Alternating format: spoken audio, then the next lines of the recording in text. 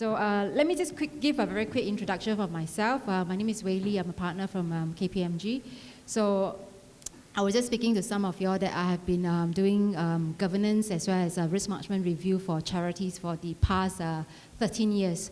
So at the back of my mind, I do have quite a fair bit of case studies as well as some of the questions that some of the charities may be interested in. So this morning itself, we heard quite a fair bit in terms of technology. So both Minister as well as the Chairman, Dr. Yee also mentioned about technology, the importance of us adopting technology as well as making sure that we do more for less, which also means that going forward or in future, we are expecting to see more and more of adoption of technology. But I look at some of the questions that you all asked during the morning session. A lot of you all has been asking, like, with the adoption of technology, does it mean that does it come with more costs? Does it mean that it's going to be more risk for us? My question or my answer or my response back to all of you is, it's definitely going to be more. Not so much of more compliance costs, but there's a need for all of us to have a better appreciation of the risk when it comes to adoption of technology. With a better appreciation, the thing is like we will have a better understanding of what we are looking at, and hopefully with all this, there's better awareness. So when it comes to managing of this particular technology, well, now we have a technical, okay, back again. With a better understanding, better appreciation, we hope that we can better manage the risk going forward. So I also like to thank the chairman for helping me to advertise this particular workshop. I hope all of you have signed up and none of you are from the other classroom. So my colleagues from the other classroom had actually mentioned that, hey, it's not fair that the chairman advertised for you and didn't advertise for me. So I also heard that some of you are going to keep your phone because we mentioned about the hacking session. So I don't know what my colleague is going to do because he did not share with me what he's going to do later. So hopefully it's going to be a fun session. So with this, I would like to show all of you in terms of the first slide that I have, which is when it comes to managing of the risk for technology, you are not alone. This is a survey result that we have from KPMG Audit Committee Institute. This is the latest information that we have. So if you look at the one that is purple in color, 50% felt that cybersecurity is one of the top priorities on Audit Committee agenda. So like all listed company and like all of you here, cybersecurity is definitely something that is of importance to everyone, including the listed company. So more than 40% believe that awareness, culture, and silo view of cyber risk are the biggest gap in managing cyber risk. So going back to what Dr. Yee has mentioned earlier in the morning, he did mention that when he said that, please come to this session. Cybersecurity is something that it may affect you. It's not far-fetched. It affects all of us in today's environment. Then we also mentioned that 75% felt that robustness of risk management program can be improved. So, which also means that when it comes to managing of risk, we need to have a forward-looking view instead of just a backward-looking view. How do we manage risk in a very appropriate manner? Meaning to say that how do we do more for less? So when it comes to risk management, doesn't mean that I come up with a laundry list of risk. It becomes an important task. The question is like, can your organization name your top 5 risk only? Are you happy with only top 5 or instead of the 100 level of risk that we're talking about? And more than 40% believe that better understanding of the business and risk will help improve the effectiveness of audit committee. Do you all agree with this?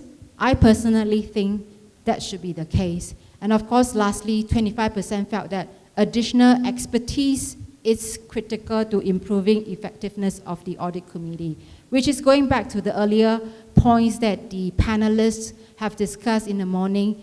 If you do not have the resources to build your capability, you do need to outsource some of them. See, I'm doing the propaganda again for Charity Council in terms of that. So try to make sure that you understand what you need. You understand where your risks are before you jump into the bandwagon saying that, oh, it's an important topic, I need to invest, I need to put in a lot of resources. So let's look at what are the risks that you have here. So if some of you all can recall, 2 years ago when Charity Council came up with the new code, it did mention that under 6.1.4, where it stated that you need to have a risk management framework. So Dr. Ang this morning also mentioned that do not be afraid of governance as well as rules and regulations.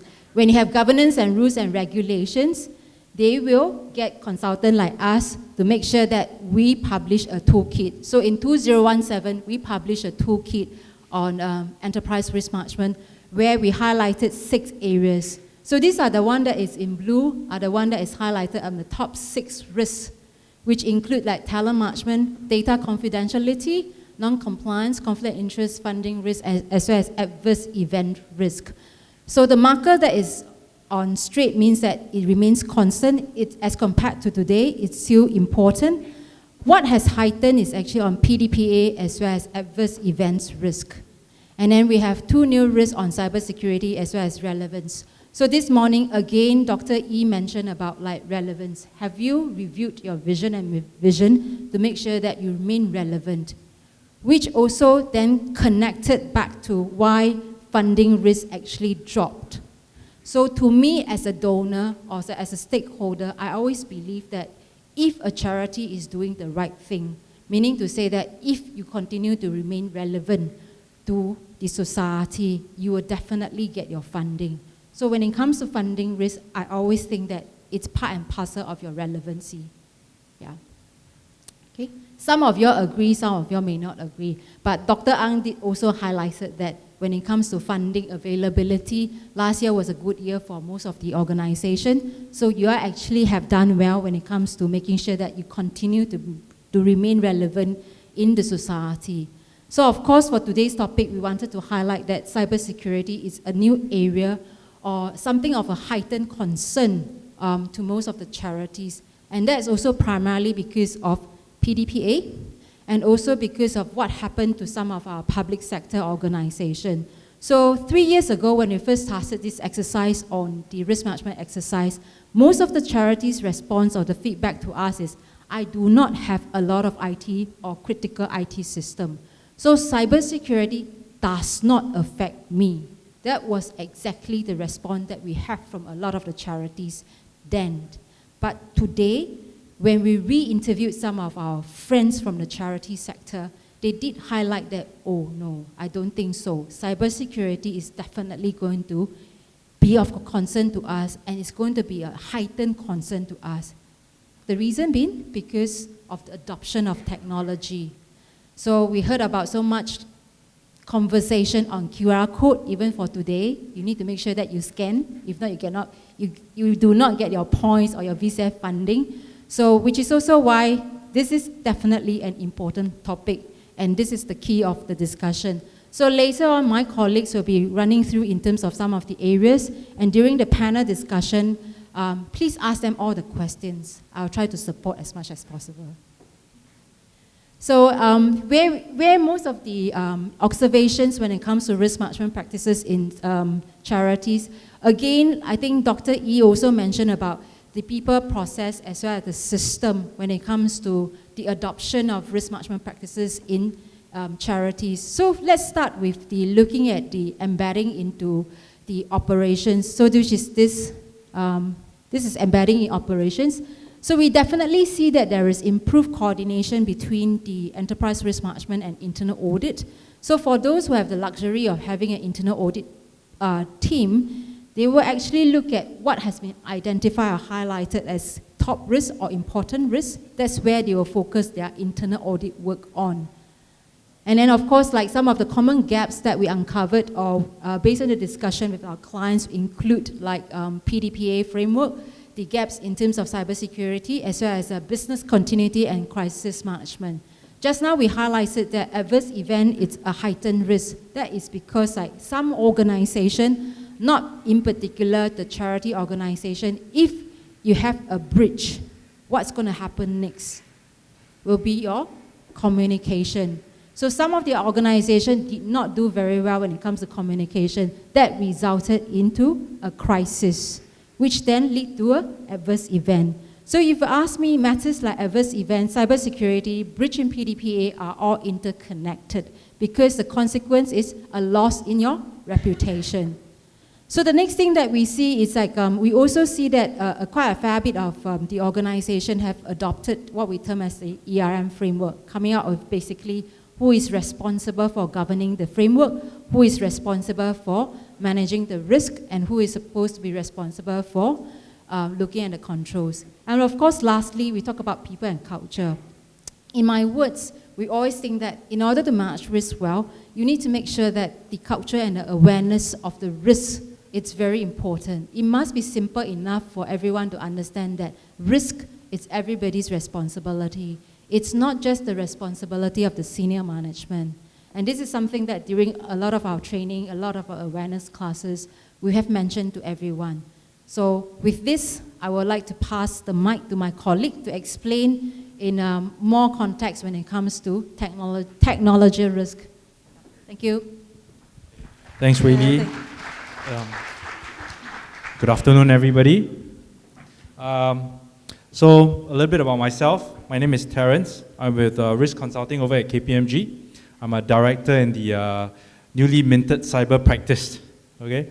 Let me see. All right. So now we have talked about risk in the third sector, right, or the charity space. I'm going to approach the subject of technology and cyber risk in two fronts. The first front being security, all right, and the second front being the technology. So let's talk about security, right? What's the weakest link in security, or who is the weakest link in security? Right. Anybody? Sorry? People. Yeah, I heard people. That's spot on, right? So between people, process, and technology, people is certainly the weakest link. All right, and that all that technology does is that technology automates a process, all right, and it automates a process, whether the process is good or bad, all right. If it's a good process, it makes it better, faster. If it's a bad process, you get to realize that it's bad even faster, okay.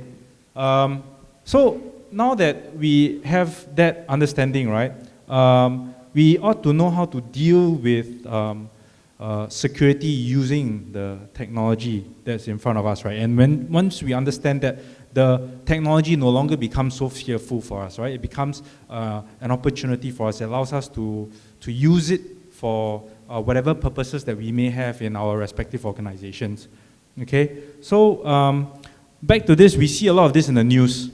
Can somebody tell me what's common in a lot of these?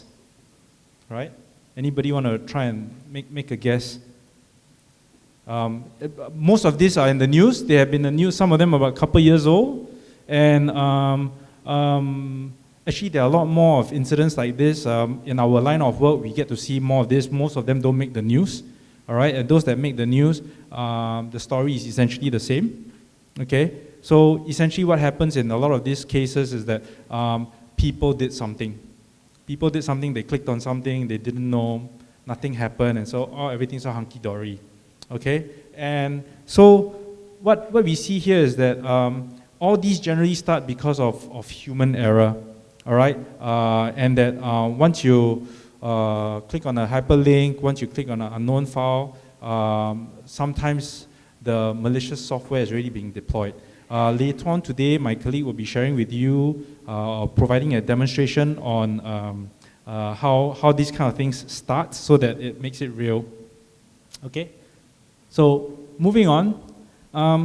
These are just some of the recent scams that has occurred. All right? So just very quickly, this one here was reported in Singapore, 18th of June. That one there is in March. This one there also in March this year, and this one here, the most recent, in September of this year. All right. This one here specifically, let me see, which one was it? I think it was this one. This one here specifically is also reported by the Singapore Police Force. It's on their website. You can go look it up as well. All right. So let me just share with you a little bit about these. Right. So the first one, okay? What do you do when your CEO or your boss sends you an email, urgent email, and asks you to do something? What do? Sit down and wait. Don't do anything. Tell them I'm busy. Most of us will reply to it immediately, act on it, and just, I've got to do something really quick. Okay? That is kind of like what happens here. All right? And it's basically, how should I say? It uses the human natural tendency to try and serve somebody else. Okay?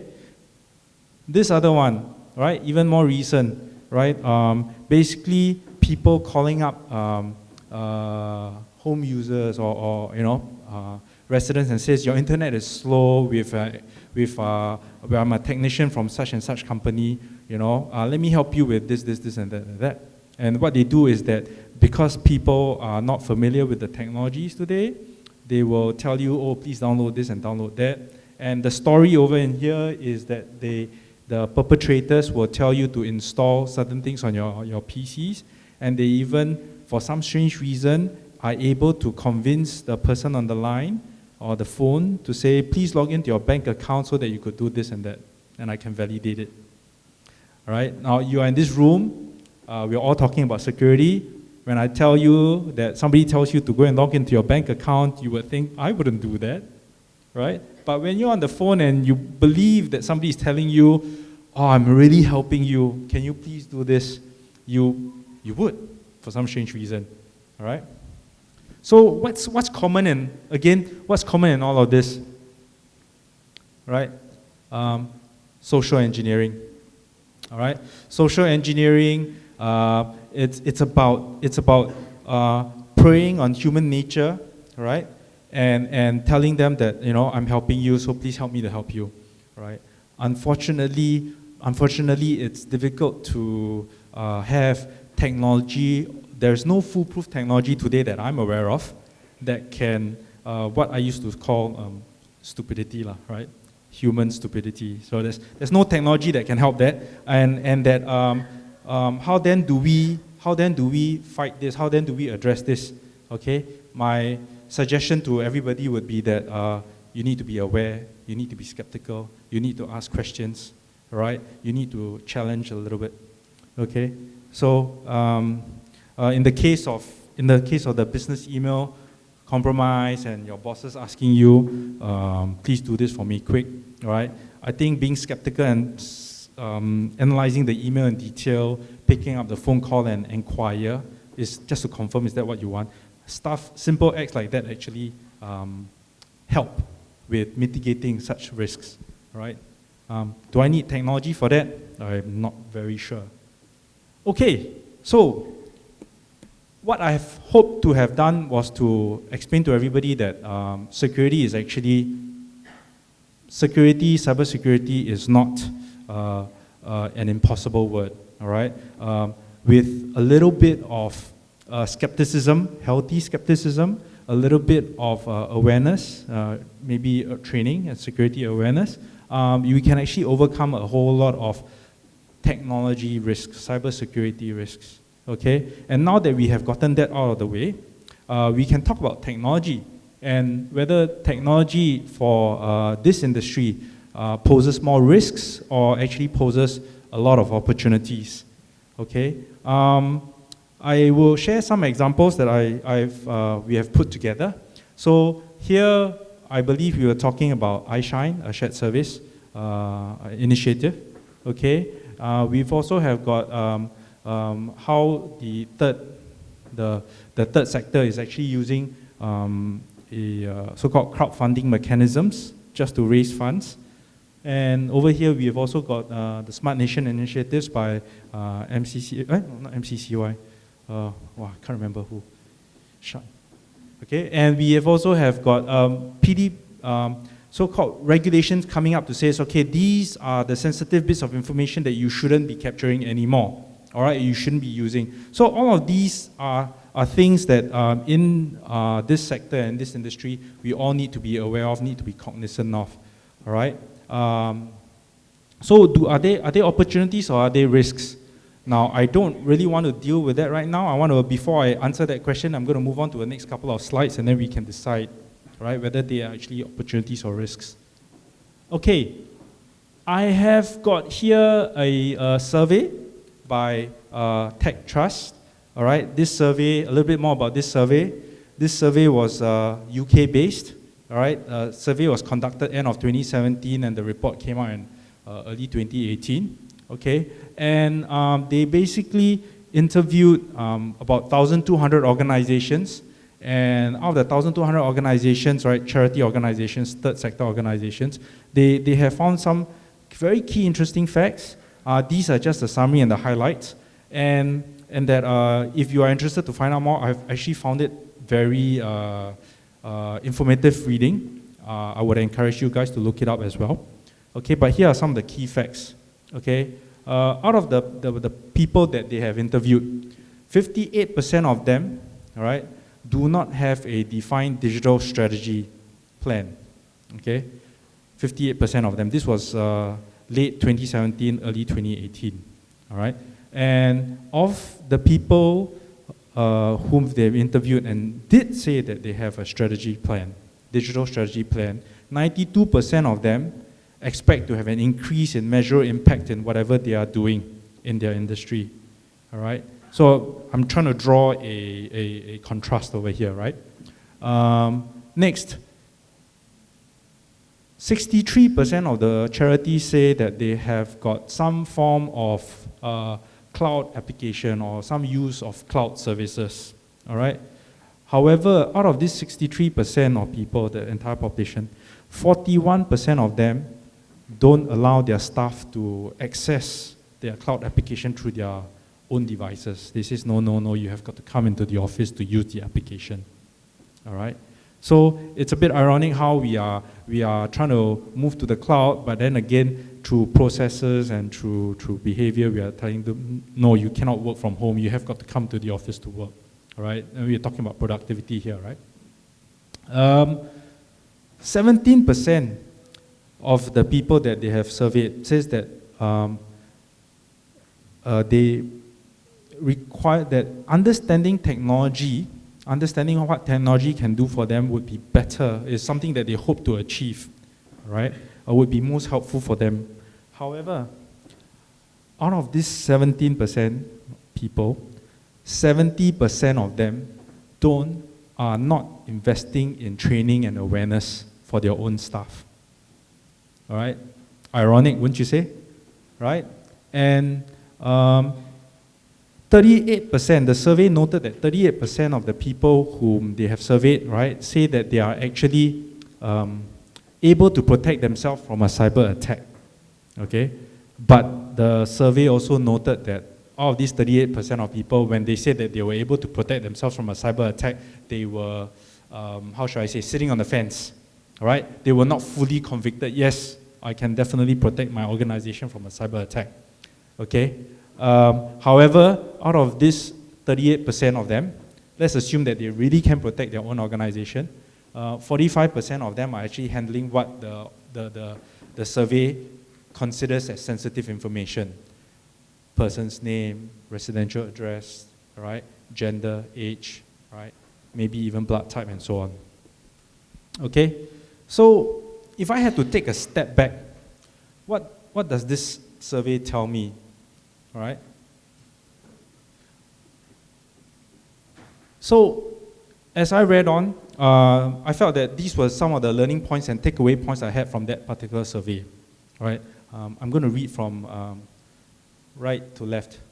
Okay? So, that survey says cloud and SaaS providers actually do offer opportunities for us in this field. Okay? And the primary reason why they offer opportunities for us in this field is because we no longer have large capital expenditures and costs. All right? It is a pay-as-you-use model. All right? Traditionally, so I've been in the IT field for about 20 years. And traditionally, for us to implement an IT project or an IT system for any organizations, you're usually talking the tunes of a few $100,000s, a few millions of dollars or even tens of millions of dollars, all right? Big money. But today, with cloud and SaaS providers, you are no longer talking about such large sums of money. And what this therefore means is that with a certain amount of funding that you have, you are able to actually make a presence, all right? Use the technology as if the people who had more money were able to use, okay? The next other thing that came out from that survey was that do work on bite-sized projects, right? Bite-sized projects that are able to show, the industry would like to say quick wins, or in my industry we like to say quick wins, low-hanging fruits, right? But perform small bite-sized projects that you could see value in 3 months, 6 months, all right? Make it iterative, and after that 3 or 6 months, build on it further. So those of you who may have some IT background, programming background, a very, very buzzword that's in the industry today would be agile, right? Agile development. So this is a little bit like that, okay? Also, social media and crowdfunding. I think everybody knows social media and crowdfunding. It is previously, before social media, organizations had to spend large amounts of money to have a web presence and internet presence, and along came social media, and lo and behold, we don't really want to build web pages anymore. We just want to have a social media page, and we want to have a social media presence. And through that social media, we basically can advertise to the rest of the world what we're doing. If we have any funding needs, we can use social media for that, and so on. Okay? Level playing field with technology. All right? However, right, so whilst we are wanting to seize these opportunities, we should also be very mindful of some of the pitfalls that we have. Some of the pitfalls that we have would be, how shall I say, it is in relation to cloud offerings, right? So whilst on one end I'm suggesting that cloud is a level playing field, look at it, look at software service providers as a service, right? But at the same time, be mindful that if you don't have a plan and you are looking at many software service providers, I'm outsourcing that service, this other service, and this other service, and you let them decide for you how you are going to, how they're going to do work for you, how they're going to capture information for you, and how you're going to keep and own that information, you will find yourself very quickly with silos of software as a service provider, and you will find very quickly that this one service provider cannot share information with that other service provider, or I can't facilitate the information sharing, and therefore you will feel very hampered. Okay? I am only touching the surface. Later during break time, if anybody want to ask me about what I mean by that, I'm happy to have a conversation with you guys. And of course, the other pitfalls will be regulatory and legislation, right? So if you have these service providers, they are generally in the business of providing you a service for a fee. They are not necessarily there to help you manage your regulatory requirements. Okay, so, but it is very common for a lot of people to go, you're my service provider, I'm outsourcing everything to you. Unfortunately, the responsibility still lies with the business owner. Okay. So, with that in mind, I will ask the question, what next? All right. What then do we in this industry need to do to seize that opportunity, right? And also deal with some of the risks that we may have, all right? I would like to suggest that, or I would like to make the point that technology is here to stay, right? It will be here to stay. We will be more and more dependent on it. We will have to embrace it for all its goodness and all its badness, if you will. Okay, and I would suggest that every team, every organization, every group, there will need to be somebody in there who can act like the CIO, right, the Chief Information Officer, or somebody who can understand the systems and will help with the design, the architecting of how things fit together and how the processes fit together. Okay, now I know some of you are going to go, don't have the money, can't hire somebody like that in my organization, right? What am I going to do? All right, because traditionally large organizations with large deep pockets, they will hire people like that, and they generally come at a premium.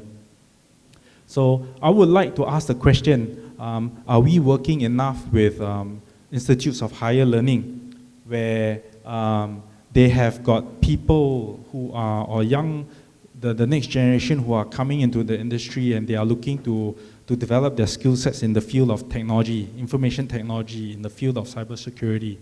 Are we leveraging on these people enough to come in and step up, partially to serve, and partially also to gain the exposure in the working world? Okay, so I would say this, for a lot of you, it might be a good idea to have someone assigned within your organization as cybersecurity evangelists, right? They need not necessarily be cybersecurity trained, but they do need to be an evangelist for it, all right? Usually it starts off with very basic thinking. This is my home, all right? I don't let any Tom, Dick, and Harry in. Before I let you in, this is what I need to know about you, right? That kind of thinking, all right? Establish a digital strategy, know what we would like to do, all right, and how we want to use certain technologies. It doesn't have to happen tomorrow, but it's definitely something that can happen in 6 months' time, a year's time, or 2 years' time, okay? It actually, having a digital strategy works very well when you want to work with IHLs, okay? Seek out free and discounted sources of digital learning. I had to put that in. Actually, if you look through the internet, right, there are a lot of very useful information, very useful tips on how to stay secure, and that a lot of them are free learnings.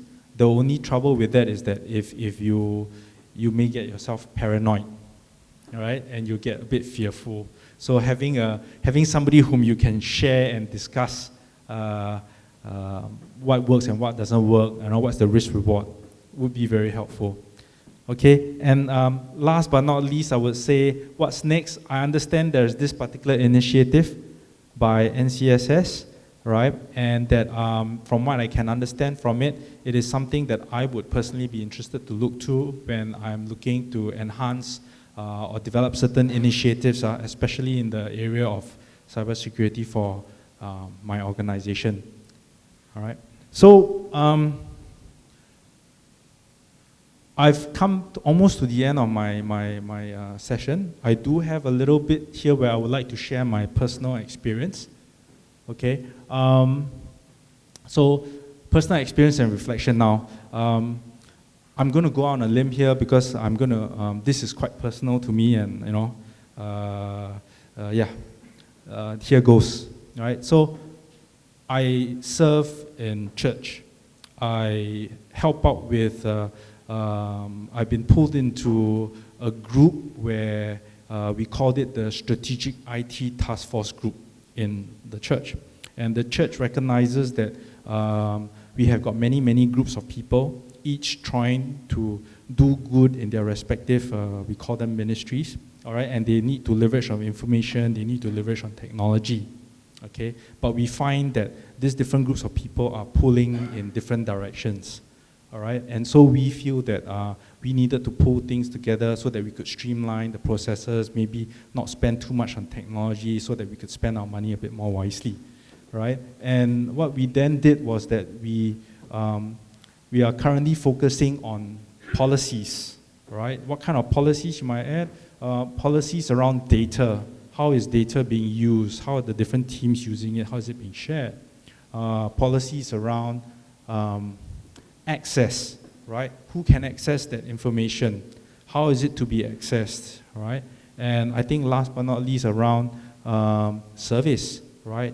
Who can update that information, right? Is the information, who owns that information within our church or in that organization, all right? Now, these seem at very high level, very far from technology, but these are the strategic things that would help the organization progress further, okay? And that I believe that I've been asked to step into this to share or to bring my experience to my organization or to my church, right? I also then believe that the same model of help or servitude can actually happen in your own organization with the use of collaboration with institutes of higher learning, for example.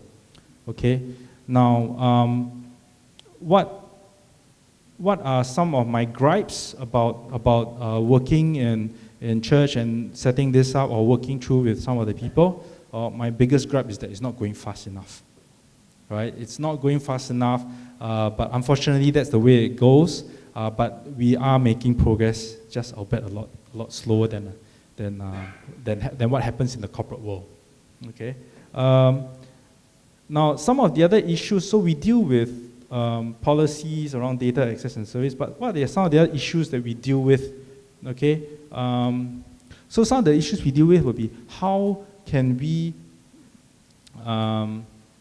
enable the other teams, the other ministries that needs that information so that they could better provide for their respective services, right?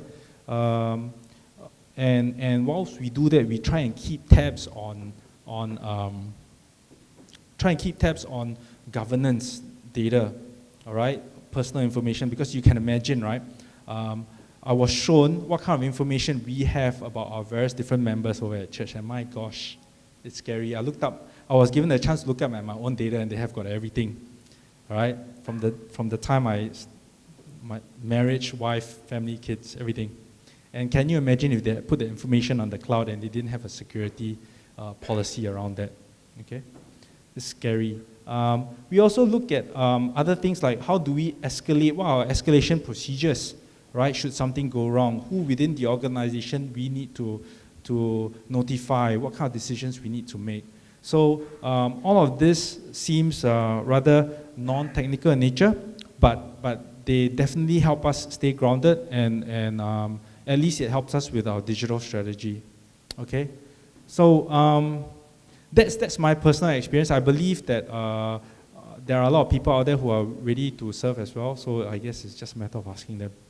All right. So I think with that brings me to the end of my section. I'm going to pass on to my colleague Min Han, who will be sharing a little bit more about cybersecurity proper and a demo, and I will be here to support him.